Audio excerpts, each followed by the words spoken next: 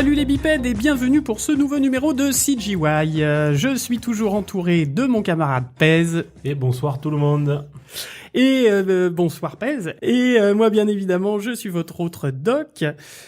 Alors pour cette émission, je suis doublement ravi. Parce que nous avons des annonces à vous faire et en plus, l'interview d'aujourd'hui me tient particulièrement à cœur. Et je vais vous dire pourquoi. Alors, pour l'instant. Écoutez bien les enfants. Pour l'instant. Pour les annonces. Alors déjà, encore merci. Les audiences ne cessent de monter. Ouais, on gagne et ça, de nouveaux auditeurs à chaque nouveau numéro. Et ça fait plaisir. Exactement, ça fait plaisir. Et en plus, tout autour du globe, on s'est rendu compte qu'on avait des auditeurs au Japon, en Australie, en Angleterre, et voilà, donc on est très heureux de faire participer en tout cas d'être aussi loin sur le globe avec, je pense, des expats. Je ne vois que ça. Je pense, oui, sachant que le podcast est en français, oui. On verra bien. Mais n'hésitez pas à nous faire vos retours et à partager l'émission comme d'habitude. Deuxième nouvelle, c'est que nous allons nous avons ouvert d'ailleurs une boutique en ligne. Où vous pouvez avoir des objets de CGY. Alors attention, on se calme, il y a trois types de t-shirts et trois types de mugs avec notre logo. Si ça vous intéresse, si vous voulez nous aider. Alors, je vous le dis tout de suite, au point de vue des sous, pour être très clair, nous ne prenons que 1 euro. Sur la vente de ces objets qui sont éthiques, bio, etc. Et voilà, c'est vraiment histoire de renouveler le matériel, absolument pas pour se faire du blé, c'est pour faire de la pub. Ah bon? On n'est pas du tout dans cet esprit-là. J'ai payé mes vacances, moi. Mais bon, vu la com qu'on va se faire, je pense que on va renouveler les micros tous les 15 ans. Voilà, moins d'une surprise, mais ça m'étonnerait. Durée de vie moyenne d'un micro en général 15 ans. On va dire ça. Voilà, donc vous aurez tout le lien vers la boutique dans les notes de l'émission, parce qu'on fait partie d'une association qui s'appelle Podcastéo, qui regroupe des podcasts francophones, et du coup qui a créé une boutique, et on a mis le pied dans la porte, et on s'est incrusté. Voilà. Ça mange pas de pain. Ça fait pas de miettes. Voilà, tout ça pour dire. Et dernière annonce, nous sommes enfin sur Deezer. Voilà, donc là on a fait la totale. Spotify, Deezer, Apple Podcast, Google Podcast et toutes les applis de podcast que vous pouvez trouver n'importe où sur le web. Exactement. Voilà, donc j'ai fini pour les annonces. Maintenant, pourquoi est-ce que je suis doublement content de cette interview ? Déjà parce que c'est un sujet que personnellement je maîtrise très mal, le surfacing et le texturing. Donc je suis ravi, je vais pouvoir poser plein de questions. Et doublement content parce que nous avons enfin... Messieurs, dames... justement, surtout les dames, nous avons enfin une femme en face de nous. Et bonsoir, on accueille Julia. Tada, bonsoir. Julia Bordeaux, donc surfaceuse textureuse. C'est ça, exactement. Exactement. Donc bienvenue dans ce podcast. Eh ben merci de me recevoir, c'est chouette. Voilà, donc on a eu effectivement 1 ou 2 mails en nous disant ouais, alors c'est que des mecs que vous interviewez, c'est pas normal, etc. Oui, et on veut des femmes. Voilà, donc du coup. Où sont les femmes? On en a une. Donc c'est Julia et ce ne sera pas la seule, s'il vous plaît. On espère bien. Ah bah oui. Il y a intérêt. Je veux. Voilà, alors donc bienvenue Julia. Texturing modeling, c'est quoi? Texturing Texturing surfacing. Oh là là, la fatigue, la canicule. La canicule, c'est rien. Heureusement que tu suis. C'est la chaleur, faut boire un petit peu. Alors, surfacing, texturing, c'est tout ce qui est matière et la réception des couleurs sur un objet, sur de la 3D. Donc, c'est un habillage où on va étudier la matière, on va étudier le détail de la texture, la couleur et l'appliquer sur un objet. Voilà. D'accord. Alors, sur les objets ou sur des personnages aussi? Complètement personnages, environnement, accessoires, voilà, toute forme d'objet. Quand on a des petits stagiaires là qui viennent ici, j'aime bien prendre le petit exemple du papier Kinder, où quand on peint une texture, en gros, on va prendre l'objet en 3D et on l'aplatit pour pouvoir peindre correctement, déplier des UV donc. Et le papier Kinder, mais on prend le papier Kinder, on l'enlève et on le met à plat sur la table et on dessine et ensuite on réenglobe en gros avec le papier Kinder. Et le surfacing et le texturing, c'est exactement ça. D'accord, parfait. Oui, pour les gourmands, on n'oublie pas de remettre le chocolat dedans. s'il vous plaît. Alors du coup, Julia, parle-nous un petit peu de toi, ton parcours, d'où est-ce que tu viens, quand as-tu commencé la 3D et surtout un petit peu nous parler de ton côté scolaire jusqu'à ton côté professionnel d'aujourd'hui. D'accord. Alors, en fait, tout s'est fait un petit peu par hasard. Donc, je suis parisienne à la base. J'ai fait les Beaux-Arts. J'ai fait une maîtrise d'art plastique à la Sorbonne, donc qui n'avait absolument rien à voir avec la 3D. Et chose assez improbable, il y a eu un documentaire diffusé sur M6 à l'époque sur la French Touch de la 3D. En fait, les Français qui partaient tous aux États-Unis pour faire des films d'animation. Donc, en l'occurrence, à l'époque, c'était DreamWorks. Et je pense que tous les gens de ma génération, connaissent ce reportage sur Capital. C'était à l'époque. Oula. Alors à l'époque, c'est quelle époque? C'était il y a... Ouais, ça va, les questions désagréables. Hein. C'était il y a 20 ans maintenant, il y a un peu plus de 20 ans, 22 ans. Ouais, voilà. Et donc j'étais en maîtrise d'art plastique où je me disais mais qu'est-ce que je vais devenir si je reste en art plastique? Je m'éclatais, c'était beaucoup de peinture, beaucoup de dessins, mais je sentais que j'allais pas faire grosse carrière en faisant ça. Donc je vois ce reportage et puis je commence à regarder les écoles de 3D et à l'époque il y en avait pas beaucoup qui existaient. Il y avait Supinfocom mais qui était pas là depuis très longtemps et il y avait aussi l'ESRA qui lançait sa première année en fait de formation 3D. Et vu que je suis un peu feignante et surtout que je voulais rester à Paris, j'ai choisi l'ESRA. Parce que c'était juste en face de chez moi. Donc, j'ai commencé à faire le parcours là-bas. Mais en fait, j'ai dû rester 3-4 mois à l'ESRA à me dire, mais qu'est-ce que c'est? J'avais jamais touché à un ordinateur de ma vie avant. D'accord. Ils nous apprenaient le DOS. Où je me disais, non, je peux pas faire ça, c'est pas possible. Et là, je suis tombée sur quelqu'un de vraiment bienveillant, qui est devenu un très bon pote d'ailleurs depuis, qui me dit, mais en fait, toi, ce que tu devrais faire, parce que lui était très connecté sur la 3D, il était à fond Final Fantasy, il connaissait déjà toutes les technos à l'époque, et il me dit, mais toi, c'est de la texture que tu devrais faire, c'est ce que tu faisais à la fac, c'est ce que t'aimes faire, c'est la couleur, c'est les matières, mais lance-toi. Et le lien avec les Beaux-Arts en plus. Voilà, exactement. Et du coup, vu que je m'ennuyais à l'école, je me suis dit, je vais peut-être chercher un stage. Et j'ai commencé à chercher un stage à Paris, et en 3 jours, j'ai trouvé un stage. Bravo. Oui, mais à l'époque, c'était donc le premier film d'animation en France, qui s'appelait Kaina, la prophétie. Et ils cherchaient des stagiaires. Donc, j'appelle et je tombe sur la directrice de prod qui me dit, en plus, on est ravis. T'es une fille. Il n'y avait pas de fille dans l'équipe encore à ce moment-là. Et en plus de ça, on cherche des stagiaires pour former des gens à la 3D. Et voilà, donc en gros, je me suis formée sur le tas en arrivant sur Kaina, la prophétie. Donc je suis arrivée, j'ai vu les premières images de synthèse qui sortaient vraiment en fait des potes qui étaient autour. C'est pas mal quand même, on fait des trucs bien.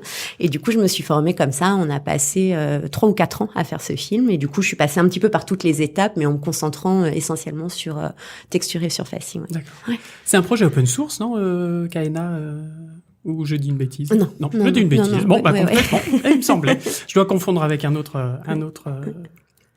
film. Enfin, pas que je sache, en tout cas, ouais. Non, je crois pas. D'accord. Et alors, qui c'était qui t'a aiguillé comme ça Alors, c'est quelqu'un qui ce super pote? C'est quelqu'un qui m'a conduit au Japon et qui est complètement sorti de l'industrie, qui s'est lancé dans la musique, dans l'électro. Il s'appelle David Dion. Et s'il nous écoute d'ailleurs du Japon, voilà. Japon en plus. C'est peut-être c'est peut-être lui. On va savoir, c'est possible, oui, parce qu'il est toujours connecté, donc on sait jamais.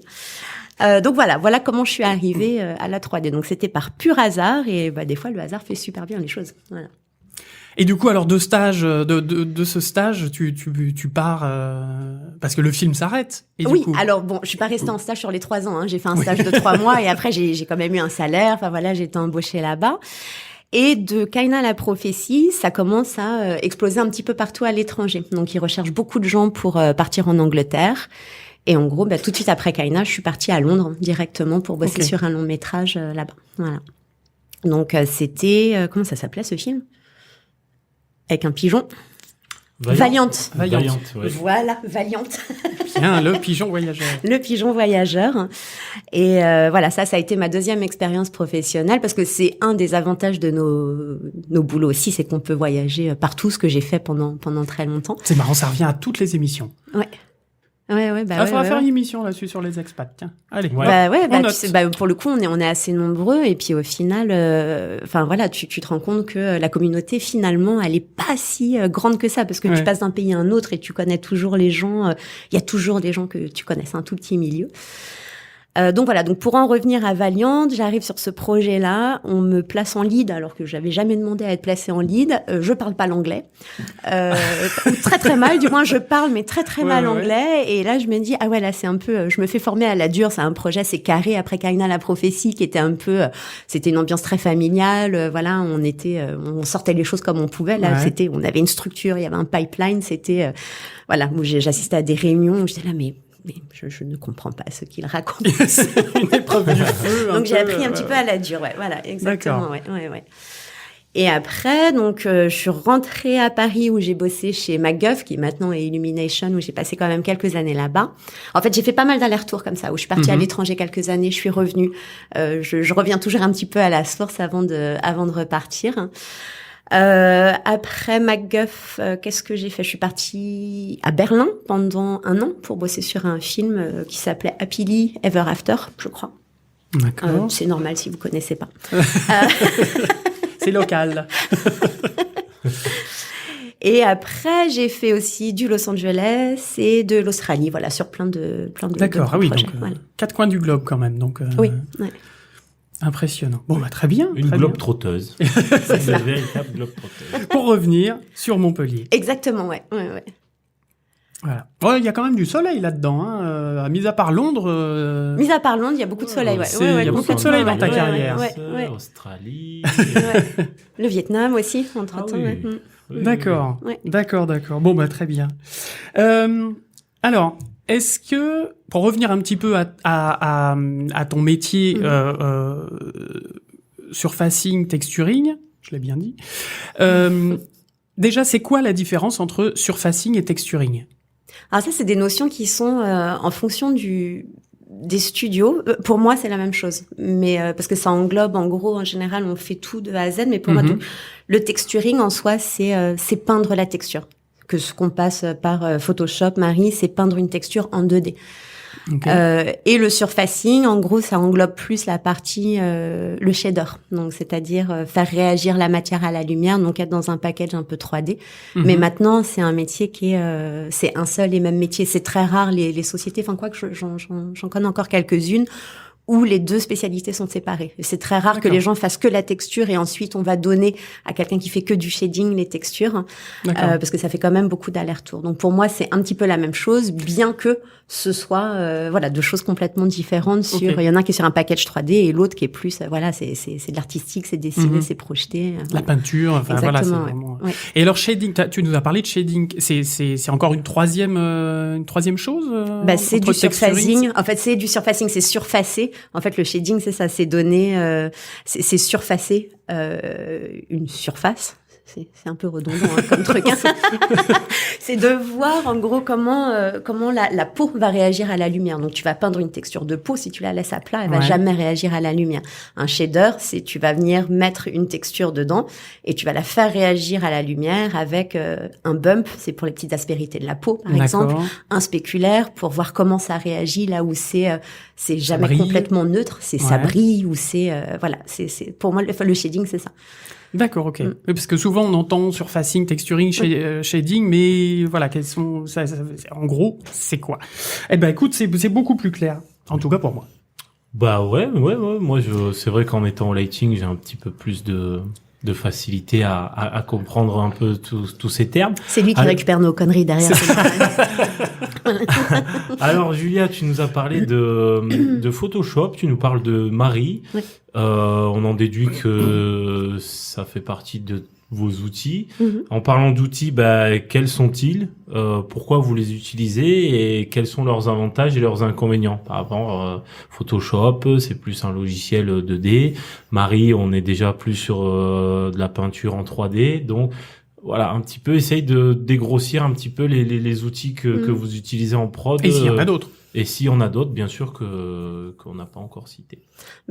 Alors Photoshop, bien souvent, on s'en sert quand même de moins en moins maintenant. Enfin, c'est très rare les prods où on sert de Photoshop, étant donné que maintenant, il y a donc Mari qui permet de faire ça. Donc, tu viens peindre.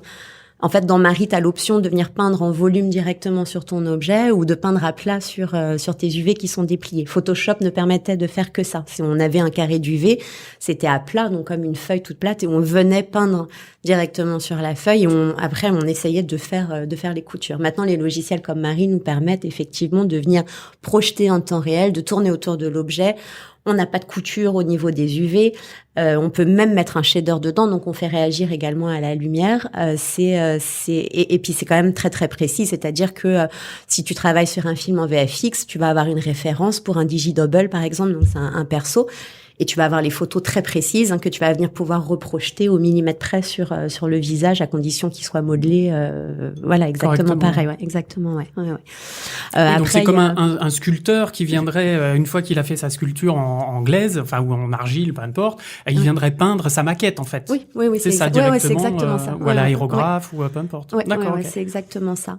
Ensuite, après, on se sert aussi de ZBrush ou de Mudbox pour faire tout ce qui est displacement. Donc là, c'est vraiment c'est toutes les déformations, les grosses déformations de la peau, les rides, les bourrelets ou les choses qui ont besoin, ou les grosses écailles sur les créatures. Donc ça, c'est qu'on fait quand même pas mal d'allers-retours sur ces logiciels-là. Et il y a aussi, il y en a plein des logiciels. Il y a aussi Substance, pour le coup. Alors moi, je m'en suis pas trop servi en prod jusqu'à maintenant. Mais ça rend des choses super belles, quoi. En tout cas, je trouve que pour du VFX ou ce genre de choses, tout ce qui est en background, les éléments qui sont un petit peu loin, qui n'ont pas besoin d'être travaillés au détail près, ça marche super bien, quoi. Ça marche vraiment très très bien. Donc oui, il y a pas mal d'options. Ouais. Mais en général, le workflow est assez similaire d'un studio à un autre maintenant. D'accord, ouais. Donc c'est similaire par rapport au fait que c'est mieux d'utiliser, on va dire, de linéariser un peu les outils d'un studio à l'autre pour que les artistes ne soient pas perdus, ou on est aussi par rapport à par la performance, moi je pense plutôt. C'est plus la performance. Budget aussi, parce que on sait que les licences de certains logiciels peuvent monter très cher, donc. D'accord, ouais, on est plus dans une idée de performance et d'efficacité, bien sûr. Parce que je pense pas que l'idée ce soit de mettre les artistes à l'aise en se disant ils vont passer d'un studio à un autre et ils vont être confortables. Ça fonctionne pas comme ça. C'est plus que, en fait, c'est des outils qui sont très performants et puis au final, il y en a pas. C'est pas comme les logiciels 3D. Il y a pas 30 options au final. Il y en a 2-3 et elles fonctionnent très bien. Donc en soi, il y a pas de raison d'aller chercher. Et il y a pas d'autres logiciels qui émergent. Ah si, mais avec d'autres. Je sais pas, d'autres technos, d'autres. Si, de plus en plus, il y en a un. Alors, je crois, il me semble que c'est Modo, mais je connais pas le nom, où en fait, t'as le logiciel où c'est carrément, t'as déjà les scans qui ont été faits, pour du photoréalisme, où t'as déjà tout est plugué dans ton shader, ta texture est déjà là. Enfin, si, bien sûr. C'est pas des logiciels, mais en tout cas, c'est des outils, des plugs que tu viens rajouter dans ton logiciel pour faire ça, ouais. Oui, pour t'aider, te faire une première base, te faire. Exactement, ouais. Ok. Par rapport à, je vais changer un petit peu de sujet du coup. Par rapport aux écoles, est-ce que tu as déjà un rapport avec les écoles de 3D? Je sais pas si tu fais des jurys, des choses comme ça, si tu vois un petit peu. Oui, je fais le jury. Enfin, jusqu'à maintenant, j'ai fait le jury d'Artefix. Ouais, à Montpellier, Mais c'est le seul jury que j'ai fait jusqu'à maintenant, en France, depuis que je suis rentrée en France. Donc, t'as quand même des contacts avec des écoles, parce que tu nous as dit que t'avais appris sur le tas, comme on dit. Oui. Et du coup, est-ce que tu penses que les écoles forment bien au logiciel? Et à ton métier, enfin alors au logiciel, je peux pas dire dans l'ensemble, mais mon métier, maintenant c'est très très rare de trouver des gens à la sortie d'école qui sont déjà spécialisés en surfacing ou en texturing. Pourquoi? Parce que je pense que pour la plupart dans les écoles, ils ont plus envie de raconter des histoires, de faire il y a des jolis rendus, du bon compo, mais la texture très souvent est soit procédurale ou soit très neutre, c'est-à-dire c'est une couleur, il n'y a pas forcément de ce que j'en vois en tout cas depuis que je participe à ce genre de jury. Donc il y a des automatismes qui sont là. Et c'est très très rare quand on fait un job dating avec les étudiants. Sur 100 étudiants qu'on va rencontrer, il y en a peut-être 1 ou 2 qui va vouloir se spécialiser dans le texturing et le surfacing. Texture procédurale, j'entends. Oui. Qu'est-ce que tu entends? Qu'est-ce que la texture procédurale? Procédural, c'est des motifs qui se répètent. C'est quelque chose qui D'accord. existe déjà. Donc, tu vas prendre un bout de métal, par exemple, Ouais. et ton bout de métal, tu vas pouvoir le faire boucler à l'infini. C'est-à-dire que ta texture va se répéter sur tout ton objet où t'as pas besoin de le peindre, t'as pas besoin de venir rajouter de détails dessus. Après, t'as des masques, tu mets des ambiantes occlusions. Enfin, t'as des edges et ça, tu viens juste le faire avec en fait, c'est des textures qui sont plus ou moins automatiques. Donc, t'as pas le côté on pense à l'objet, on l'étudie, voilà comment on va développer le texturing dessus. Mais ça marche très bien en soi pour tous les objets, les vaisseaux, ce genre de choses, ça marche super bien sur les courts-métrages qu'on peut voir maintenant. Et du coup, c'est l'intérêt d'utiliser de la texture procédurale. C'est rapide. D'accord. C'est rapide et ça fonctionne bien au rendu, ça D'accord. fonctionne bien aussi. Ouais. C'est dans un but d'optimisation. Bien en sûr, fait, c'est de l'optimisation. Ouais, complètement. De pas repartir, de pas réinventer la roue, quoi. Non, ouais, exactement. Ouais. Alors du coup, en parlant de ça, comment toi tu abordes un workflow? Comment tu vas t'arrives sur un projet, imaginons un projet cartoon, comment tu vas gérer ton workflow? Par quoi tu vas commencer? Quelles vont être les étapes par lesquelles tu vas passer? Donc sur un projet cartoon, très souvent donc on a quand même des références qui sont envoyées par soit le réal ou le directeur artistique du projet. Donc dans un premier temps, c'est faire des études des images qui sont livrées, de voir le style qui correspond. Là, la série sur laquelle on travaille, ça a été ça. Ils nous ont envoyé les références. On voyait qu'un motif se répétait de manière assez régulière d'une référence à une autre. De voir si c'est plutôt graphique dans le sens on peint, ou est-ce que on va projeter des textures qui ressemblent à la réalité pour faire quelque chose de réaliste. Donc déjà, il y a ça. Il va falloir différencier et puis réussir à s'orienter vers le style qui a été demandé par l'ADA et par la prod. Après, il y a Google qui est vachement bien pour ça. C'est-à-dire que quand tu regardes une image, je sais pas, tu vas regarder une image d'un projet et tu te dis, ça me fait penser à ça. Donc du coup, tu vas aller sur Google, tu vas regarder le nom d'un artiste et puis tu vas regarder toutes les images. En fait, au début, c'est beaucoup d'errance sur Google d'un site à un autre et d'essayer de trouver un site où tu dis mais oui, mais voilà, ça peut fonctionner. Ça peut fonctionner en termes de quoi? En termes de couleurs? En termes de couleurs, en termes de technique aussi. Ouais. De se dire, là, le projet sur lequel on travaille, je sais pas si on peut le citer ou quoi, mais techniquement, on a des couleurs, on a des bases de couleurs, et en fait, sur chaque objet, sur chaque personnage, t'as un motif qui est répété quasiment en permanence.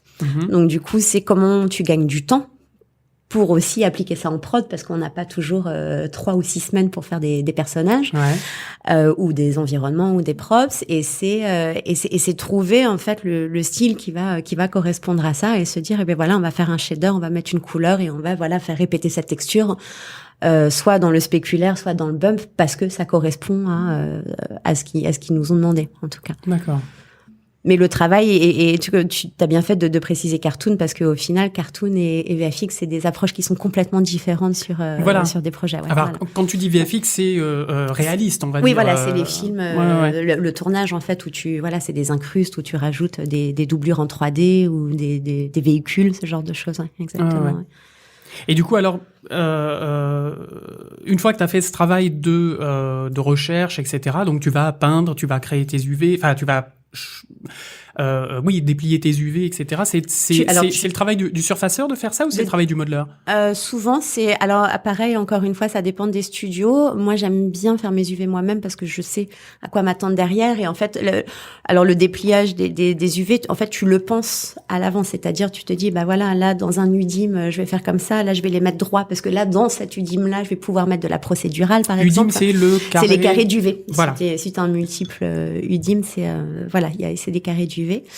Et du coup, je disais quoi? Donc voilà, tu déplies tes UV et ensuite, alors au début, c'est quand même pas mal d'aller-retour, c'est-à-dire que tu vas basculer donc ton objet dans un logiciel de peinture. Par exemple, on va prendre Marie. Tu vas basculer ton environnement ou ton personnage dans Marie et tu vas commencer c'est pas mal aller-retour, où tu commences à faire des couleurs, où tu commences tu sauves, tu le réimportes dans ton package 3D, tu testes si tu mets du SSS, si tu mets beaucoup de specs, si tu restes très neutre dans ta manière d'interpréter les choses, Et il y a quand même un travail au début, c'est de la pré-prod en gros, où tu as quand même besoin de quelques semaines et en fonction des projets, des fois quelques mois avant de réussir à trouver ce qui est nécessaire Ah ouais, ça à peut se compter l'écran. en mois quand Sur même des longs avant de métrages, trouver ouais, bien sûr, D'accord. ouais. Sur un des films Lego, on a mis plusieurs mois avant de trouver le style. Ah ouais, alors ça peut paraître Pourtant, Lego, c'est Ouais. du plastique. Alors ouais, voilà, c'est surtout que ça ressemblait. peut Enfin, paraître c'était pas- complètement aberrant parce Ouais, qu'en ouais. soi c'est des briques de couleur, mais en fait au début justement on faisait que des briques de couleur et avec un peu de SSS dedans, donc de subsurface scattering, et en fait ça marchait pas, ça fonctionnait pas à l'image. C'était trop plat, ça ressemblait à la série Lego en fait. D'accord. Et on s'est rendu compte, on a pris des loupes, ils nous ont acheté des loupes, ils nous ont acheté, non mais véridique, hein, on avait des microscopes et on regardait les briques de Lego. Et en fait, sur une brique de Lego, mais il y a une infinité de détails, de rayures, de traces de doigts, de petites peluches qui va traîner. Et en gros, on a reprocessé les briques, à se dire la couleur elle est jamais complètement bleue, on a des empreintes et on a reconstruit le mur comme ça et au rendu, mais c'était d'une richesse mais absolue, alors que si on avait laissé les briques juste en couleur, ça aurait été super cheap en fait. Donc Oui, voilà, donc de la théorie, en fait, vous étiez parti de la théorie que, en théorie, ça doit se passer comme ça, Oui. et en fait, ça marchait pas du Et tout. en Donc fait, il ça marche fallait pas. Oui, de la voilà, pratique c'est ça. et de la Oui. recherche limite Exactement. scientifique. Enfin, Et sur chaque projet, plus sur les longs métrages que sur la série, mais sur les longs métrages, c'est pareil. Si on avait bossé sur Happy Feet, voilà, on allait au zoo, on regardait les pingouins, on prenait des photos en gros plan des pingouins, le bec, la bouche. Bon courage pour prendre des photos à l'intérieur de la bouche d'un pingouin. oui, faut qu'il braille. Voilà, mais, il y a un gros travail de recherche pour choper le style en fait du D'accord. projet sur lequel tu vas bosser. Oui, et du coup, si tu pars d'un objet réaliste, et si tu dois faire un cartoon, Oui. il y a en plus toute une démarche de cartoonification. Oui, d'interprétation, Une Voilà. réinterprétation de la matière Ouais. et de la texture, ouais, entre Oui. le cartoon, le réaliste, ouais, c'est... Et du coup, ça se passe avec qui, ça, cette réinterprétation entre On est quand même drivé par le DA en général. le directeur artistique? Voilà, ouais. le directeur artistique. Et puis, c'est de la recherche. C'est au début, tu vas rendre un objet. Alors, c'est trop réaliste ou c'est pas assez cartoon. Enfin, il y a toujours le juste milieu qu'il faut trouver. Et en fait, au fur et à mesure, soit tu ajoutes des détails, soit tu les envoies. Tu vas prendre du bois, par exemple. Si tu essayes tu prends un bois réaliste et tu vas essayer de l'interpréter en cartoon. Qu'est-ce que tu vas choper comme information? Tu vas choper, la couleur du bois. Ça, c'est une des choses essentielles où tu dis, après, mon bois, il est pas que marron. Il y a des variations de la couleur dans mon bois. Et je veux pas qu'il y ait un bump, donc les aspérités sur ton objet, qui soient réalistes. Donc, du coup, tu interprètes. Donc, c'est des traits. Ou un tout petit nœud, assez cartoon. Enfin, voilà, il y a plein de manières. Et en fait, en gros, tu fais ça, tu fais ton shader, tu l'envoies au DA ou au superviseur, peu importe. Et c'est eux qui t'aiguillent, en fait, au fur et à mesure vers le style à trouver, ouais. Donc encore un travail d'échange. Ah oui, complètement, ouais. Ouais. Ouais. Ça, dans nos métiers, pour le coup, c'est beaucoup comme ça, ouais. D'accord, ok. Alors, là, tu nous as donné un bel exemple avec ton expérience sur le film Lego. Ouais. Justement, on a pu constater que le défi technique de faire ressentir à l'écran ces briques de Lego qui, moi pour ma part, je m'attendais pas à ce que ça soit aussi délicat.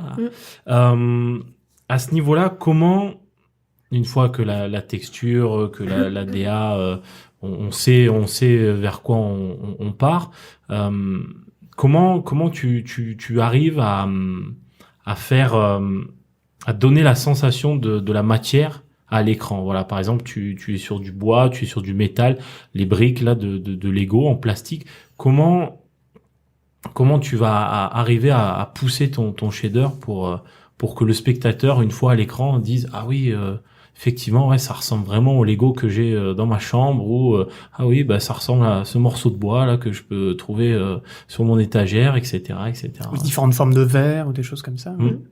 Ça, c'est tout un travail de shading et puis alors t'as plusieurs aspects à ça. Il nous faut d'abord un lighting qui fonctionne bien, c'est-à-dire les lumières qui vont faire réagir l'objet qui vont faire réagir le shader par rapport à la lumière. J'ai fait ma phrase à l'envers là, mais voilà. Et ensuite, donc, tu travailles sur le shader. Donc, le shader, si tu prends dans Maya, par exemple, tu vas prendre un Bleen ou un Lambert. Un Lambert, il y a pas de brillance dessus, il y a pas de speck. Et en fait, tu vas rajouter des couches en fait pour expliquer le shader. Donc c'est la boule, c'est une boule qui réagit à la lumière. Et sur ce shader, tu vas venir envelopper. D'abord, tu vas rajouter le layer de diffuse, juste la diffuse. Si tu rends que la diffuse avec la lumière, il va rien se passer. Ça va être un objet, ça va être une boule avec, si on reprend l'exemple du bois, ça va être du bois, mais ça va pas réagir à la lumière. Donc du coup, ça va faire très 3D, 2D, ça ne fonctionne pas. Donc comment tu vas régler tout ça, c'est que tu vas rajouter, tu vas connecter plein de maps, tu vas mettre du spéculaire, tu vas mettre un bump, tu vas mettre du displacement, tu vas mettre de la roughness, tu vas donner de la richesse. En fait, tu vas venir perturber tes informations de lumière sur ton objet pour que ça réagisse avec un minimum de sens par rapport à ce à quoi on est habitué en tout cas. Ouais. Mais du coup, est-ce que c'est pas une surenchère après de vouloir à chaque fois rajouter des trucs, etc. Enfin, c'est pas forcément une surenchère parce que en fait, c'est pas nécessaire d'avoir beaucoup de couches pour que ça réagisse correctement. En fait, enfin de moins en moins maintenant avec les logiciels qu'on a, c'est quand même de plus en plus simple. Mais a priori non. Enfin, tu peux te retrouver des fois avec un shader très très compliqué où voilà, t'as un arbre qui fait 4 km de long mais c'est beaucoup de procédural aussi à l'intérieur. Ouais. Pareil, ça une fois que t'as de la texture, tu peux aussi venir jouer et rajouter de la procédurale dessus, par exemple pour casser la lumière. Donc non, c'est pas forcément une surenchère parce que c'est pas nécessaire de remplir toutes les lignes de ton shader quoi, en tout cas. Oui, parce qu'après ça peut être fait aussi à la modée. Enfin, je veux dire, ils peuvent, si on prend par exemple un logiciel comme ZBrush, oui, ça peut être du sculpte. Ça peut être du sculpte. Oui, bien sûr. Beaucoup de détails que les textureurs surfaceurs n'auront pas à faire. Ou, ça pour le coup en cartoon, c'est la limite, quoi. Sur le cartoon pour le coup, c'est le surfaceur qui fait. On n'a pas vraiment de modèle où c'est displacé dedans, où c'est parce que voilà, le budget n'est pas le même que sur un long métrage. Et puis alors après le partage du travail, et ça c'est pareil, ça dépend d'un studio à un autre. C'est souvent c'est le surfaceur veut le faire, de l'autre côté c'est le modeler, et puis il y a des studios où c'est très arrêté, ou non c'est le modeler qui va faire le displacement pour un objet, ou ça dépend vraiment des studios. Ouais. D'accord. Et puis après de la lourdeur aussi, parce que qu'est-ce qui est le plus lourd entre une texture très détaillée et ou une modée très détaillée du coup? Oui, bien sûr. Ouais, non, mais c'est évident, il faut penser à ça. Après, encore une fois, ça dépend vraiment du projet sur lequel tu travailles. Donc. D'accord. Ok. Et du coup, donc le shading, le shader, vrai travail de la matière par rapport à la lumière. Est-ce qu'au fond... non, je suis pas lighteuse. Elle a senti venir. T'as senti venir, Pez. Elle a senti la question piège. Alors, sans vraiment parler de lighter, proprement dit, enfin, il faut quand même avoir des notions de lumière, d'éclairage, de comment les objets réagissent à la lumière. Ou sinon, est-ce que ça peut devenir très vite compliqué si on n'a pas toutes ces notions de lighting? Je sais pas trop quoi. Je serais tentée de te dire pas vraiment en fait maintenant. Je pense qu'il y a quelques années, oui, c'était peut-être encore valable de dire il faut un minimum de connaissances et de te dire voilà, si tu vas mettre un spot ou une key light à 30, forcément ton shader va pas réagir de la même manière. Maintenant, je pense que les logiciels sont quand même tous assez bien calibrés pour te dire voilà, si tu mets une ou deux lumières, ça va commencer à réagir correctement. Bien sûr, c'est toujours un plus d'avoir des connaissances, surtout chez nous, dans ce studio dans lequel on travaille actuellement. Dwarf, ouais, exactement. Nommons-le. Oui, bien sûr. Je savais pas si on avait le droit de citer des marques. On a le droit. On fait pas de promo. Mais je pense que c'est quand même important de comprendre l'essence même de ce qui va se passer après aussi. D'accord. De comment tu vas faire réagir ton objet, comment par rapport si t'as un lighting qui est ultra compliqué, ça va peut-être pas réagir du tout de la même manière chez vous derrière qui êtes un peu plus sensé sur comment on pose des lumières et comment ça fonctionne quoi, c'est sûr. Oui, parce que toi pour tester, pour voir si ça fonctionne bien, il te faut des lumières. Oui. Enfin, je veux dire, il faut que t'aies un... Oui, là, on a, en ce moment, là, sur les 2 projets sur lesquels on bosse ici, c'est les lighters qui nous fournissent ce qu'on appelle un neutral light rig. Donc, c'est un light rig qui est avec de très neutre, en fait, où, les blancs ne dépassent jamais la valeur de 1, où il y a de la réflexion, enfin, ce genre de choses, où c'est quand même bien calibré chez eux, mais c'est eux qui nous le préparent très gentiment, d'ailleurs. D'accord, oui, c'est une lumière test en fait. C'est une lumière test qui te permet de calibrer témoin. et de te dire que quand ça va être dans les shots derrière, ça va pas exploser parce que la réflexion est à 30 alors qu'elle doit pas dépasser, ou tu mets les règles dans ton shader ou sur ton objet. Ouais.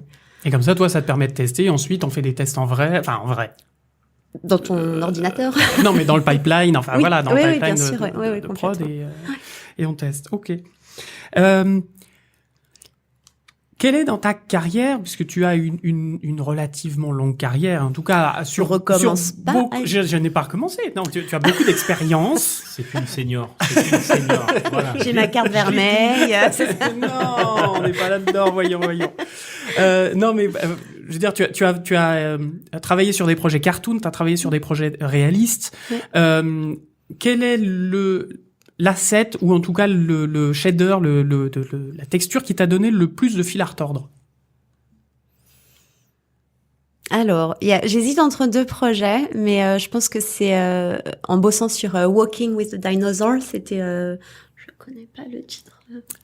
C'était la BBC. En marchant avec les dinosaures? Peut-être, je suis désolée. Marchons avec les dinosaures. C'était pour la québécoise. Ouais, c'est ça. Bien entendu.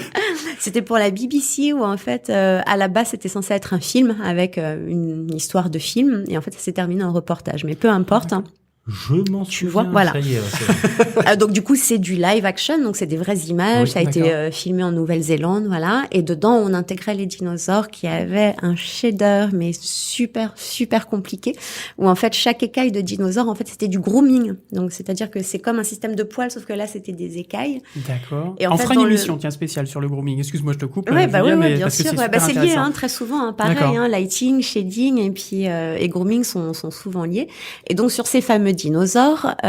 Chaque écaille, donc admettons, tu prends un T-Rex, il a plein d'écailles sur le corps, hein, donc tu vas avoir la base de sa couleur, et chaque écaille ensuite qui va être, je sais pas, d'une surélevée, admettons, de 5 cm, disons, il y avait des couches de texture sur les 5 cm. Donc en gros, on avait, il y avait de la translucence, il y avait la base de la couleur de l'écaille, comment ça réagit en haut, comment ça réagit sur les côtés, et c'était très compliqué. Oh, donc on s'est Bah à côté de ça, c'était au final, c'était le film est à chier et voilà et non mais vraiment hein, après ça c'est un peu le triste sort de voilà, ça arrive souvent, hein, on s'habitue, hein, c'est pas très grave, mais les dinosaures étaient plutôt bien gaulés par contre, ils étaient vraiment bien faits. Ouais. D'accord. Ouais. Ah ouais, mais quand même, ça fait mal au cœur, non, Oui, ça fait un peu mal au cœur parce que quand tu bosses sur un film, t'as toujours envie d'y croire et de te dire ça va être vraiment chouette. Et un truc comme ça aussi. Et ils ont fini en fait en gros par mettre des voix off comme si c'était un vrai oiseau qui parlait, mais en faisant un documentaire en même temps. Donc c'était très étrange. Tu l'as vu toi du coup? Ouais, je l'ai vu il y a maintenant il y a une paire d'années. Hein, j'étais encore, je pense que je devais être oui, t'étais pas né. Un petit jeune, un jeune adolescent. Oui, c'est ça. Et je m'en souviens que à l'époque, les dinosaures, enfin le rendu était waouh quoi. Mais l'histoire, oui, était ça cassait pas trois pattes. C'était Jurassic Park mélangé avec Petit Pied, non, un peu. Non, même pas. C'était un espèce de film documentaire. On savait pas trop. Très étrange quand même. Est-ce qu'à un moment donné, il n'y a pas un humain qui va popper dans le film en disant mais c'est vrai que le rendu des dinosaures était pour l'époque loin d'être dégueulasse. D'accord. Ouais. Et du coup, l'autre sur lequel tu as hésité? Alors l'autre, c'était plus parce que c'était c'était pour Alien, The Covenant, le dernier Alien, où il y avait un plan séquence en fait où il y a un corps qui est sur, un corps mort qui est sur une table. Et en fait, il y avait, quand on l'a reçu, il y avait rien en fait en tournage. Ils avaient juste mis un demi, donc c'est un espèce de corps comme on met dans les crash tests là. Et en fait, fallait sortir toute la chair, et fallait tout construire à partir de là. Donc ça a été un travail monstrueux. Alors déjà de recherche dans Google de corps mort noyé, steak. Tu dois faire des cauchemars. Oui, à un moment, je me suis dit, peut-être falloir que je me délogue de mon compte Gmail, là, parce que je pense que je vais avoir des emmerdes. À un moment, on va venir me voir en me disant qu'est-ce que c'est que ces recherches sur Google. Mais le challenge, c'était vraiment parce que c'était ultra détaillé, en fait, et il fallait quand même que ça fasse un petit peu peur à l'écran. Et c'était assez, c'était parce qu'il y avait le displacement à faire, il y avait toute la chair à faire, les cheveux feu qui à l'époque fonctionnait. On avait développé une nouvelle techno chez Animalogic, donc du coup ça sortait à peine. On avait du mal à calculer. Enfin, ça a été des longues journées, voilà, pour rendre tout ça. Ah oui, tu dois avoir des recherches qui sont. Alors, quand tu recherches bout de bois, ça va, mais quand tu recherches cornoyer surtout, ça, à quoi ressemble un cornoyer. Voilà, ouais, c'est pas génial. C'est pas super. T'es suivi psychologiquement, enfin, je veux dire, peut-être qu'il devrait des fois. Il y a une aide, t'as une mutuelle exprès. La carte vermeille. Spécial. Ça aide, hein. C'est important. Tu l'as arrêté, hein. Ça suffit. Pour en revenir un petit peu au workflow avec ton département, justement, comment ton département envisage de travailler avec les départements voisins, donc les départements d'avant et les départements d'après? On est tous interdépendants après. Donc nous on récupère en général ça vient du modeling, mais qui est aussi lié au rigging. Donc très souvent c'est là en tout cas ce qui se passe c'est chez Dwarf c'est on a le modeling, on va déplier les UV, on va le renvoyer au rigging pour qu'ils puissent faire le rigging en même temps. Donc ça c'est avec les départements d'avant, donc c'est important de pouvoir échanger en permanence parce que des fois tu te rends compte que tu travailles pas sur la même version et que du coup soit tu perds du temps, soit tu perds carrément tu perds ton asset parce qu'il faut tout refaire, voilà. Et une fois passé ce cap-là, du coup tu penses à l'étape d'après, donc c'est les lighters à les se lumières. dire voilà, c'est les petites lumières, c'est après ici c'est particulier dans le sens où lumière, le logiciel qu'on utilise, il faut vraiment penser au lighting parce que c'est quand même on prépare les scènes, on crée on s'est rentré dans la technique, mais on prépare des groupes en gros pour que ça parte chez vous.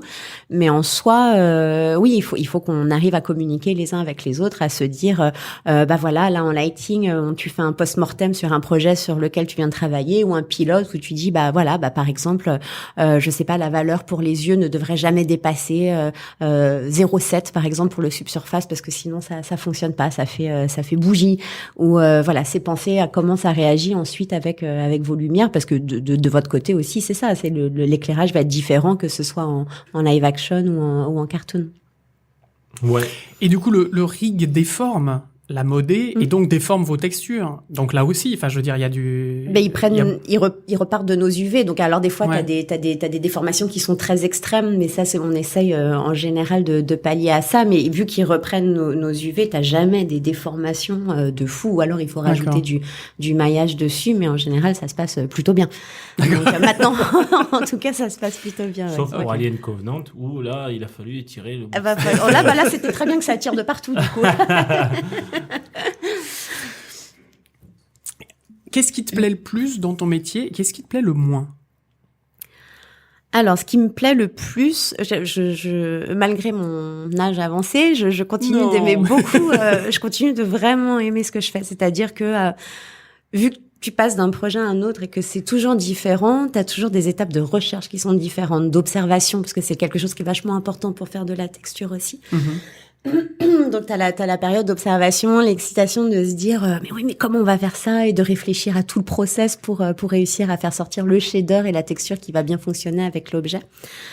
C'est d'avoir les premières images. On regarde toujours ce qui sort de chez nos camarades lighters et compeurs pour dire c'est quand même chouette, ça sort bien.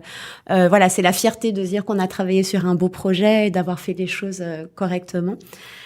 Un beau dinosaure. Un beau dinosaure et puis les frustrations pour le coup c'est peut-être effectivement ça parce que je crois pas avoir beaucoup de frustration dans cette partie-là. Elle est quand même assez cool au final. Donc on n'a pas d'énormes contraintes techniques, on n'a pas d'énormes, on n'a pas de.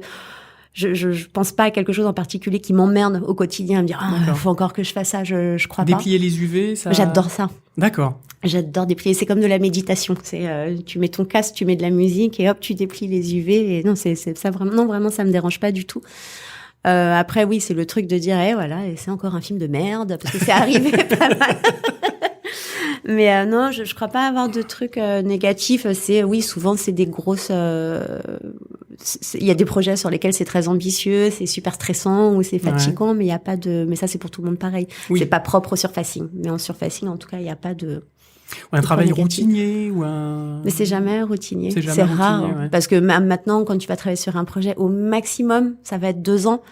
Donc, quand bien même, sur les 2 ans, tu te fais peut-être 6 mois de routine, une fois que ton pipeline est mis en place, que ton shader fonctionne bien, et parce qu'à un moment, tu finis par y arriver, si tu veux. Ça dure jamais très très longtemps. Il y a pas de répétition. Tous les projets sont différents, sauf si tu vas bosser sur 10 saisons de la même, du même projet. Oui, mais après, je veux dire, t'as des, tu vas réutiliser les mêmes matériaux, tu vas réutiliser. Eh ben, figure-toi que ça arrive pas souvent, ça. Ah ouais. En vrai, ouais. Non, t'es obligé de recréer à chaque fois, à chaque nouvelle. Bah, t'essayes de garder une base, ou en tout cas, tu te souviens de la base, mais d'un projet à un autre, c'est assez rare qu'on partage enfin, ça dépend des boîtes, ça dépend des projets, encore une fois. Mais très souvent, un projet, il est archivé, et puis c'est fini, hein. Après, tu recommences, sauf si vraiment t'as besoin d'aller rechercher un shader mais non. Et sans ça, où c'est pas du tout, tu répètes pas les choses, en fait. Oui, t'as pas des formules, entre guillemets. Alors, je dis pas non plus de tout, ouais, tu sais qu'il y a des choses qui fonctionnent plus ou moins bien. Voilà. Oui, bien sûr. Oui. Tu sais, pour faire du verre, ça va être plus ou moins les mêmes. Oui, c'est les mêmes réglages partout. Voilà, détails. tu sais, la réfraction est comme ça. Que voilà, c'est ça. C'est des réglages de base, mais que tu connais au fur et à mesure avec ton expérience. Et puis, pareil, tu trouves tout sur Monsieur Google maintenant. Donc. Des choses négatives, non. Des contraintes, peut-être, quand même, dans ton métier. Ah oui, des contraintes il y a des contraintes techniques, bien sûr. Ouais. Il y a des contraintes il faut quand même qu'un asset, quand il passe aux étapes d'après, que ça rende rapidement, que ça bug pas. Donc, il va falloir respecter des contraintes de taille, des contraintes de pas fabriquer un shader trop compliqué et que ça ne bug pas. Voilà, il y a des contraintes c'est des bugs très souvent qu'il faut régler et réussir à comprendre. Ouais. Mm-hmm. Oui, ou par exemple, selon l'utilisation de l'objet que vous allez avoir entre les mains, selon si on va le voir en gros plan ou très loin dans la scène, un travail d'optimisation au niveau de la taille de la texture, de la complexité du shader, etc. Bien etc. sûr, Donc, ouais. ça, c'est un vrai... donc tu peux faire plusieurs textures pour un même objet, suivant si on le voit de près ou de loin.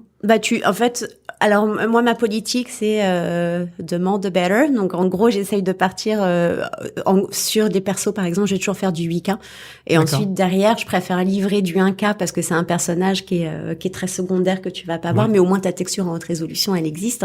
Mais non, très généralement en gros la prod te fait quand même une passe des objets qui vont être utilisés en gros plan. T'as quand même tu vois on reçoit les pilotes ou ce genre de choses, ou les animatiques où tu vois un petit peu où sont posées les caméras, donc tu réfléchis un petit peu à l'avance en disant tiens, ça c'est vas-y, la brosse à dents elle est au fond de la maison, tu vois, tu fais une toute petite texture, limite t'as même pas besoin de faire de texture, des fois tu fais juste un shader dessus et tu peins même pas de map en fait. D'accord. Et après t'as les persos où tu te dis voilà un personnage principal et oui là il est vu en gros plan sur le canapé de la maison, c'est quelque chose qu'il faut travailler, voilà, ça c'est un peu les contraintes, ouais, c'est sûr. Ouais. Et du coup, alors est-ce que tu as vu des évolutions dans ton métier, que ce soit en termes d'outils, en termes de manière de travailler.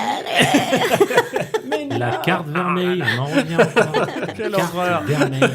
Oui, enfin, bien sûr, il y a eu des évolutions de dingue, quoi, en quasiment 20 ans maintenant. Ou des révolutions, enfin. Oui, Marie, c'est une révolution. Enfin, moi, quand j'ai commencé à bosser dans la 3D, donc c'était Kaina, on l'a fait sur 3ds Max, les UV pour les déplier, c'était pas du tout la même histoire que maintenant. C'est-à-dire que c'était vraiment, tu dépliais, genre limite vertex par vertex pour avoir un truc un peu plat. Maintenant, t'as des logiciels où tu dis tiens, je veux ma couture là, clac, enter, et ça y est, c'est déplié, il y a pas grand chose à faire. On commençait sur Photoshop, donc du coup les textures tu les faisais sur Photoshop, tu les importais sur tes UV qui étaient très approximatifs, tu te retrouvais avec des coutures de folie, donc tu repartais en Photoshop et puis t'essayais tant bien que mal sur ta texture aplatie tu vois, qu'on voit pas la couture une fois que le perso est là. Et puis oui, ce genre de choses a évolué. Donc tu pars de Photoshop et maintenant t'as Marie où tu pars en 3D, ou à l'époque on nous aurait dit ça, mais non, c'est pas possible. Là tu peux zoomer limite au port de peau près à te dire voilà, ici c'est comme ça que ça va réagir à cet endroit-là. À l'époque ça existait pas du tout. Donc il y a ça, il y a des logiciels qui te facilitent vachement la vie. Enfin, je te parle que de la partie que je connais le mieux, c'est le surfacing, mais c'est ça, t'as des outils qui sont là pour pour t'aider à déplier les UV à une vitesse grand V. T'as plein de systèmes d'automatisation sur les choses qui n'existaient pas à l'époque. Donc oui. Et du coup, qu'est-ce que tu penses quelle va être la prochaine révolution dans ta branche? Moi, je crois que plus ça va, même si ça me fait pas forcément plaisir de dire ça, mais je pense qu'à un moment, il y aura plus besoin de personnes pour peindre des textures. Je pense que tout arrivera, je pense que tout arrivera sur, comme un substance, mais voilà, qui va évoluer avec les choses qui sont déjà prédéfinies, avec les valeurs exactes, en fonction du style que tu vas vouloir, en fonction ou alors tu pars sur des projets peut-être un peu plus indépendants où tu as besoin de venir peindre. Mais oui, je pense qu'à un moment, il y aura des scans 3D, ce qui est déjà le cas, maintenant. Voilà, il va y avoir une librairie, incroyable de shaders et de textures où tu n'auras plus forcément besoin de peindre les choses, quoi. C'est ça, on dirait, hop, là-dessus, je veux telle texture, tel shader, plouf, et c'est fait, quoi. Ça, c'est flippant ce que tu nous dis. Mais oui, mais ça évolue tellement vite, quoi. Enfin, tu vois, ne serait-ce qu'en 2 ans déjà, les choses évoluent, ou les logiciels, tu vois, le nombre de versions qu'il y a sur un logiciel en 1 année déjà. Donc, si tu prends une échelle, vu que ça fait 20 ans que je bosse à peu près, enfin, tu vois, 20 ans, c'est un pas énorme. Donc, c'était le tout début de la 3D. Donc, et tu vois, là, les projets sur lesquels on travaille, là, chez Dwarf en ce moment, où on essaye de matcher sur quelque chose qui a été fait dans les années 2000, et c'est quasiment impossible à faire. Enfin, pas impossible, mais au final, c'est très compliqué. Parce que la techno, elle est tellement avancée maintenant que c'est très difficile de réussir à récupérer exactement ce qu'ils savaient en l'an 2000. Où, voilà, le subsurface, je pense, à l'époque, soit il n'existait pas, soit les gens ne s'en servaient pas. Mais je pense que ça n'existait pas, en tout cas. Et là, voilà, tu prends un logiciel, t'as de la Global Illumination, t'as les shaders qui te font la peau directement, tu cliques sur peau, voilà, t'as des shaders qui sont préconstruits. C'est difficile de matcher sur quelque chose, une image d'il y a 20 ans, quoi, ça c'est sûr. D'accord. Mais regarde, si tu regardes les tout premiers Toy Story et compagnie, tu verras l'effet que ça fait, quoi. Oui. Tu dis, oui, quand même. Il y a une évolution entre le premier et le 4 qui vient de sortir au cinéma, d'ailleurs. Bien sûr. D'accord. Mais alors, du coup, pour le cartoon, on peut pas faire de scan 3D, etc. Enfin, ça va pas. Ça peut être un shader, ça peut juste être un shader avec une couleur, et puis bien sûr. D'accord. Ouais. J'espère que je me trompe, mais voilà. Mais je pense que oui, plus ça ira et plus on avancera vers quelque chose comme ça. Ouais. Et du coup, le marché du travail va se réduire. Enfin, on fera d'autres choses probablement. Enfin, ça palliera. Peut-être qu'on fera des scans à la place. Peut-être que des scanners plutôt. Que oui, voilà. Ouais, c'est possible. Ouais. Je sais pas. Ouais. Et du coup, là, est-ce qu'il y a du boulot pour des surfaceurs, textureurs? Alors, ou est-ce que c'est bouché? Est-ce que c'est super open? Non. Comme là, regarde comment Guillaume pour le rig ou non, Jean-Charles. C'est très très open et c'est des profils qui sont très difficiles à trouver parce que quand tu fais les sorties des écoles, la plupart veulent devenir animateurs très souvent ou compeurs ou ce genre de choses, mais c'est très rare les autres spécialités. Ouais, c'est comme disait à la dernière mission avec Jean-Charles aussi. Ah non, mais c'est sûr, c'est certain. Donc non, bien sûr, c'est très open. Après, malheureusement, je dis malheureusement oui et non parce que j'ai été la première à le faire, c'est que la plupart des profils, en tout cas en texture et surfacing, beaucoup partent à l'étranger parce qu'il y a des grosses équipes dans les gros studios. Mais non, bien sûr qu'il y a des besoins et puis c'est toujours très chouette de découvrir des nouveaux talents et de continuer même d'évoluer et d'apprendre avec les gens de ton équipe. Mais non, bien sûr, il y a des besoins là sur les projets sur lesquels on bosse en ce moment. C'est compliqué de trouver les gens qui vont bien. Voilà. D'accord. Ouais. Oui, du coup, mais après ils sont formés. Enfin, je veux dire aussi. Bien sûr qu'ils sont formés. Oui, bien sûr. C'est superviseur, donc du coup, tu vas les aider. Oui, bien sûr. Oui, faut les aiguiller. Et puis pour la plupart, ils sont très talentueux. Donc après, c'est plus une question de rentrer dans le workflow et le pipeline de la société. Mais c'est rare d'avoir des gens qui envoient un CV en disant voilà, moi, c'est ce que je veux faire. Je veux faire du surfacing et du texturing. C'est très très rare. D'accord. Ouais. Il y a que des départements en voie d'extinction. On n'a pas encore fait des départements phares. On n'a pas encore traité l'animation, le lighting, compositing. Mais c'est vrai que lighting aussi, j'allais dire lighting, ça fait partie des départements demandés. Bien sûr, alors que là, 3 émissions, donc le rig, le layout, mais c'est des profils difficiles à trouver. On est sur des départements où il y a du boulot, donc allez-y, on y va à feu. Il y a de la place. Vous n'allez pas vous bousculer. En tout cas, moi, je recherche pour les équipes là, en ce moment sur les 2 projets, donc n'hésitez pas. Au cas où, voilà. Si vous écoutez l'émission, allez-y. Alors, passez pas par nous, hein. Le formulaire sur le site, bien entendu. Moi, j'avais une petite question. Là, ça fait plusieurs fois que tu nous en parles pendant l'émission. Tu nous parles de subsurface. Alors, qu'est-ce que c'est que le subsurface? Alors, le subsurface catering. Alors, le subsurface catering donc là, on parle à un public pas du tout averti, c'est ça? On peut aller, on va déjà démarrer par le public pas du tout averti et ensuite aller un peu plus.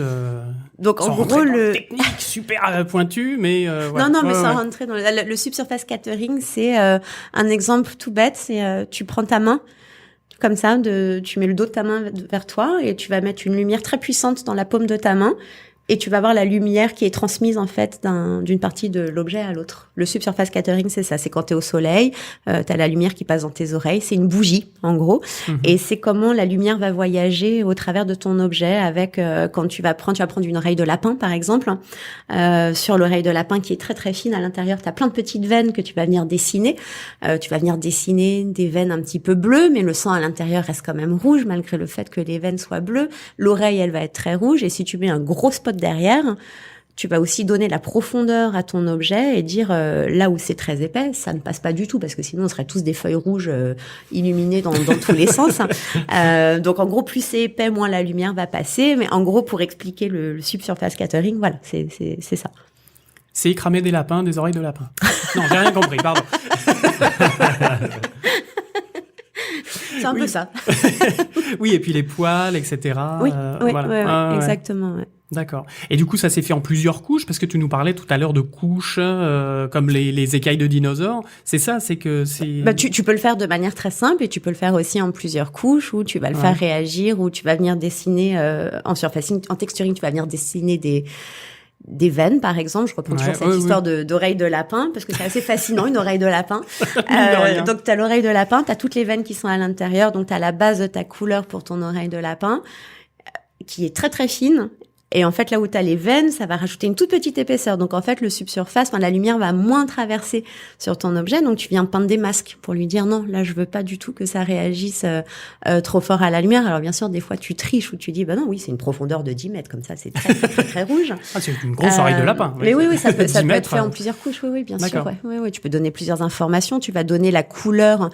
C'est tout ce qu'on appelle techniquement, c'est la subdermale, l'épiderme, et c'est tout toutes les couches de la peau. Donc on a tous des couleurs différentes, donc tu as du orange, du rouge, en fonction de la matière si tu prends la peau d'un être humain, en tout cas. Et voilà, et c'est la lumière, en gros, elle va traverser cet objet et elle va diffuser toutes ces informations dans l'épaisseur de l'objet et donner une couleur, une oreille allumée, pas brûlée.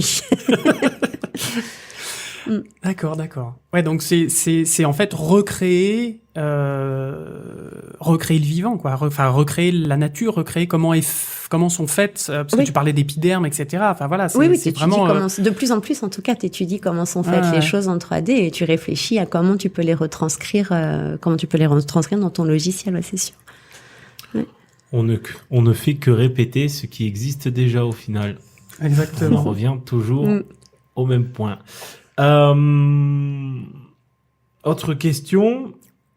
Là, c'est plus ciblé pour les sorties d'école, puisque les jurys ont pris fin il y a pas très longtemps.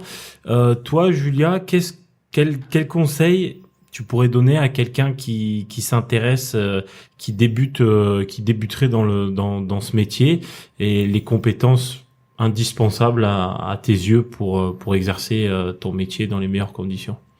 Alors, en général, le peu, en tout cas, d'étudiants que je rencontre qui veulent faire du texturing surfacing, pour moi, ce qui est très important, c'est d'avoir un très bon sens de l'observation, un côté un peu artistique et avoir le sens du détail sur les choses que tu vas pouvoir voir dans la vraie vie ou interpréter, en tout cas.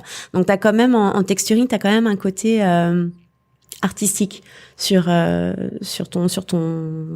future carrière, en tout cas, et d'avoir maintenant c'est quand même nécessaire d'avoir tout petit peu de compétences techniques, en tout cas pour ne pas avoir peur de toutes ces histoires de shader, de lighting, parce qu'au final, c'est des choses qu'on apprend aussi sur le tas, mais c'est moi j'aime bien les gens avec le profil, c'est ça, qui ont un côté super artistique, qui n'ont pas peur de réinventer la roue un petit peu au niveau des textures et au niveau du shader, qui sont super créatifs et je sais pas s'il y a vraiment de conseils à donner, mais c'est ça, c'est d'avoir un sens de l'observation, d'être quand même assez rigoureux dans son travail, parce que finalement, ça c'est un des côtés que j'aime bien sur le surfacing, c'est que tu as quand même besoin d'avoir des compétences un tout petit peu techniques. C'est-à-dire que tu peux pas te dire je fais que de la texture et le reste ça me dépasse. C'est t'as quand même un tout petit peu de science dans tout ça au final. Mais tu n'es pas que peintre en fait. Non, t'es pas que peintre. C'est-à-dire que tu as un minimum de technicité à avoir, l'approche de ton logiciel 3D, comment tu vas régler les choses pour pas que ça parte dans tous les sens. Je crois que je me suis éparpillée là du coup, mais non, c'est très bien. Vas-y, continue. Mais oui, je pense que c'est ça, c'est d'avoir une envie en tout cas et une passion pour les matières. Moi, ça a été, en tout cas, c'était mon truc à l'époque quand je suis sortie de mon stage, ma formation, je sais pas comment on appelle ça. Kaina. Ah oui, voilà, de Kaina, mais c'est ça, c'est d'observer. J'observais mais tout dans la rue, des bouts de chewing-gum collés par terre, les bouts de mur, comment c'était fait. Les détails, parce que quand tu regardes une surface, c'est pas une couleur, c'est plein de détails. Donc oui, c'est ça, c'est le sens de l'observation, le côté artistique et ne pas avoir peur de l'aspect un petit peu technique du métier quand même. Et du coup, il faut savoir super bien dessiner, peindre et tout ça? Non, pas dessiner en tout cas, pas nécessairement. Moi-même, je dessine très mal. Je suis super mauvaise pour dessiner les volumes. Par contre, la peinture, je me débrouille plutôt bien. Donc, je pense pas que t'aies besoin de savoir dessiner. C'est toujours un plus, hein, évidemment, hein, parce que t'as forcément, tu vois, des atouts en plus à ajouter à ta carrière. Mais non, c'est pas nécessaire. C'est plus le sens des couleurs qui est très important et la composition de l'image. Mais ça, c'est propre à notre métier. Je pense qu'on est tous un peu passionnés par ça aussi. Bien sûr. Donc oui, non, t'as pas forcément besoin de savoir dessiner. Ouais. Et question technique, pratique plutôt. Ouais. Tu travailles avec une tablette, une tablette genre Wacom, etc. directement. Directement après, au stylet, quoi. Oui, au stylet, voilà, exactement. Il y a ça, et puis t'as des gens qui ont aussi des Cintiq, où tu sais, où c'est l'écran qui est surélevé, où tu dessines directement sur l'écran. Ouais. Mais oui, moi, c'est des Wacom, exactement. D'accord. Oui, parce que... Ah, c'est pas la souris, hein. C'est ça. À l'époque de Kaina, c'était tablette graphique ou pas? Ça existait déjà, les tablettes graphiques. Les tablettes graphiques existaient déjà. Je pense que ça devait coûter une fortune, mais oui, ça existait déjà, ouais. D'accord. Oui, tu y trouves du coup un intérêt, parce que tu disais, faut pas savoir dessiner, mais si tu travailles avec un stylet et sur une Cintiq, faut quand même avoir le sens des matières un petit peu. Oui, voilà. Non, mais évidemment, oui, bien sûr. Mais t'es pas obligé de savoir faire du nu ou c'est de ça dont je parlais. T'es pas obligé d'être un très bon dessinateur pour pouvoir faire de la texture. Avoir des bases, oui, je pense que c'est quand même un minimum nécessaire. Sinon, tu t'intéresses même pas à ce métier-là, je pense. Mais oui. Ok. Donc du coup, pour rebondir un peu, reprendre un peu la question de Pez, un étudiant qui va apporter une démo Reel, qu'est-ce que pour toi il doit t'apporter? Je veux dire, il doit t'apporter des shaders, une tournette, un personnage ou un objet qui tourne sur un socle. Alors moi, ce que j'aime bien voir, c'est là de toutes les démos que je vois, alors j'aime bien quand il y a un petit portfolio sur le côté de choses un peu perso, parce que quand t'es étudiant, c'est un peu nécessaire de montrer ce que tu fais à côté, parce que très souvent ils ont leur projet de fin d'études et tu sais pas exactement comment, c'est une toute petite démonstration de leur travail sur les 4 ou 5 années sur lesquelles ils viennent d'étudier. Quand on me demande de venir mais après tout dépend, parce que moi je suis quand même pas mal spécialisée sur le caractère d'une manière générale, mais quand tu vois une bande démo, c'est quand même intéressant de voir que c'est pas que de la procédurale. Et malheureusement, et ça rejoint ce que je disais tout à l'heure, c'est que très souvent maintenant quand tu reçois une bande démo, à part quelques cas exceptionnels, très très souvent c'est de la texture procédurale. D'accord. Voilà, donc il y a un travail de shading, il y a un travail de lumière dessus, mais il y a pas la patte artistique manque en tout cas sur les bandes démo.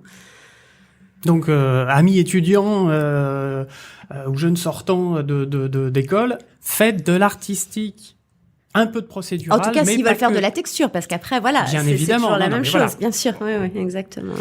D'accord, ok. Ouais. Super. En parlant d'artistique, on a envie de découvrir un peu plus le joli travail de ta longue carrière. Est-ce que tu as des références où on peut retrouver ce que tu as fait? Bien entendu, en citant les noms de films sur lesquels tu as travaillé, mais en dehors de ça, ArtStation. Non, j'ai pas de trucs perso. Non, j'en ai plus. D'accord. Parce qu'on fera comme Jean-Charles, on mettra ton IMDb, je suppose que Oui, tu oui, fais bien sûr, sur oui, IMDb pour IMDb, voir un petit peu. ouais. Non, j'ai plus de trucs perso sur Internet. Donc, juste IMDb pour voir les projets sur lesquels j'ai bossé. Et voilà. Il y a prescription après. À partir d'un certain âge. Ah ben ça va. Oh là là, on parle de dinosaures, Ah, de il est ça, non, méchant. mais là, ça commence à Bon ben devenir- moi je m'en vais. Ne pars pas tout de suite, s'il te plaît. Non, est-ce que en plus, et ce sera, on va terminer un petit peu l'interview là-dessus, des recommandations de sites de films, pas de films, mais de livres, hein, de choses comme ça pour soit progresser, faire de la texture, soit hein. pour faire de la texture, Apprendre pour la texture pour les nuls, par exemple. Il faudrait peut-être y penser. Hein. Non, alors ou des bouquins de référence que toi. c'est plus ou- des tu bouquins vois, voilà. j'ai pas forcément de bouquins de référence. Moi, mes bouquins de référence, c'est la bibliothèque ou la médiathèque où je vais voir des artistes, des peintres, D'accord. des magazines de graphisme ou ce genre de choses, mais j'ai pas une référence en particulier. Il y a D'accord. pas quelque chose qui va t'apprendre à faire de la texture. C'est pas possible. C'est plus des références de matière, c'est plus voilà, le traitement de la lumière également, mais qui du coup ça joue beaucoup avec ce qu'on fait en surfacing. Mais j'ai pas un livre de référence, non. C'est plein de D'accord. livres de référence. C'est voilà, aller voir les peintres, aller voir ce qui se fait. Voilà, au jour d'aujourd'hui, c'est Et toutes les ouvrir son techniques, esprit à- en fait, de toutes les techniques de peinture ou de, oui, de sculpture, peinture, tout bien ça, sûr, ça mais tu peut peux être parler utile, même ouais. de l'impressionnisme ou de Ouais. de choses un peu plus classiques sur la peinture, bien sûr. C'est comment tu vas jouer avec tes matières, avec ta lumière. Mais il n'y a pas un livre. Mais c'est peut-être une bonne idée au final pour ma retraite. Qui est encore loin, bien évidemment, Julia. Il est sympa. Ou est-ce qu'il y a pas un exercice type, un truc où tu dis bah tiens, entraînez-vous à faire ça, c'est pas mal, c'est Shader Ball. ça challenge. Oui, ça... oui, c'est ça, t'as la fameuse shader fameuse ball, shader bien ball. sûr, ouais.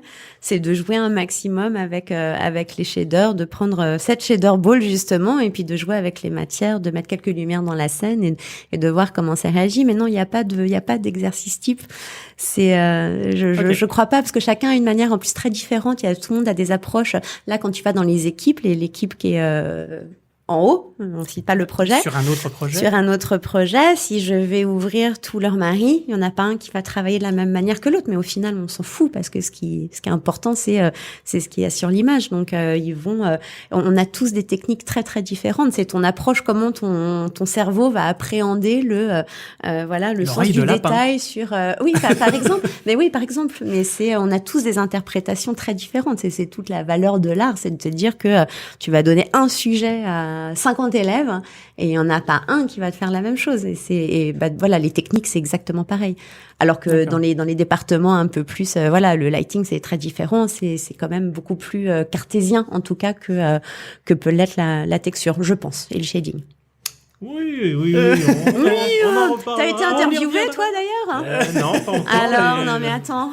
J'interviewerai un lighter prochainement avec mon ami Doc. Ben merci en tout cas Julia, c'était super intéressant. Eh ben, J'ai c'est un appris plaisir. énormément de choses Ah bah pendant écoute, ça cette me fait émission. plaisir. Merci, c'était chouette. On va pas oublier la coutume, le petit mot de la fin, et plus que le petit mot de la fin, attention, prépare-toi, assis-toi bien sur ton siège. On a l'habitude de demander à nos invités quel est, dans leur carrière,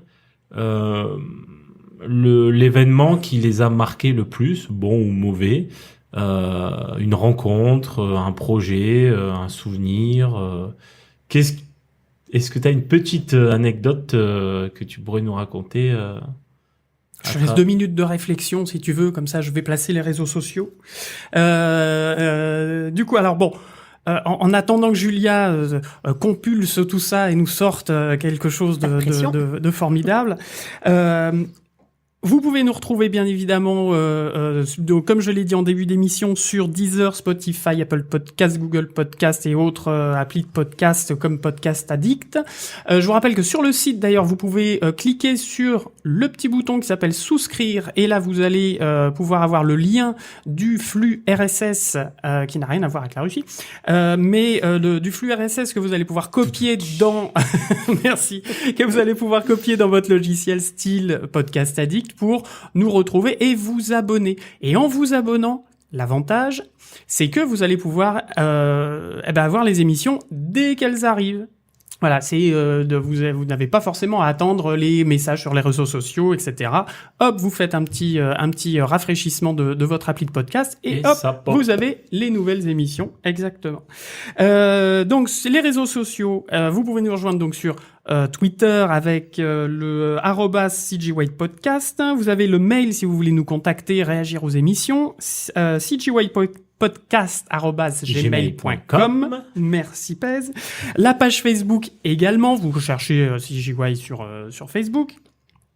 Et puis voilà, n'hésitez pas à réagir sur les notes de l'émission, etc.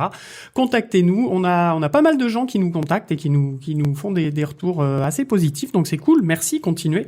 Et n'oubliez pas de partager l'émission autour de vous, dans vos studios, dans vos écoles. On sera ravis. Voilà. Et d'avoir vos retours. Et du coup, je me tourne vers Julia. C'était quoi la question? Le mot de la fin. Non. Je sais pas s'il y a une rencontre ou une expérience en particulier, mais je crois que la richesse de notre métier, c'est justement de rencontrer un tas de gens en permanence qui permettent de garder notre esprit de gamin en fait et notre créativité à flot en permanence. Donc j'arrive pas là à trouver une anecdote en particulière qui m'a fait, parce qu'il y en a plein forcément oui, avec mon vieil âge, tu comprends. Mais mais vraiment c'est la richesse de nos métiers, c'est ça, c'est de se dire que en permanence on fait des belles rencontres, qu'on apprend aussi en permanence, c'est-à-dire qu'il y a aucun acquis et que il y a de quoi faire de jolis parcours juste avec les personnes qu'on rencontre au sein de notre métier. Merci. Vous ne pouvez pas mieux résumer cette interview que ce joli message de fin. Mais merci beaucoup, Julia. Merci à vous deux. C'était un plaisir de t'avoir parmi nous. Et merci Pez. Merci le doc. Et puis on se retrouve à la prochaine émission qui sera probablement... J'y vais sur des œufs maintenant parce que la dernière fois on avait dit que... Pardon. qu'on ferait le layout après le surfacing. Enfin, bon, bref, c'est pas grave. Normalement, en théorie, nous devrions faire le fur, le groom, les poils. Justement. Le poil, le scatter, on en avait parlé pendant l'interview de Julia. Voilà. Merci de nous avoir écoutés. Merci à tous nos auditeurs. Et à la prochaine émission. À bientôt. Bye bye à vous. Salut. Salut.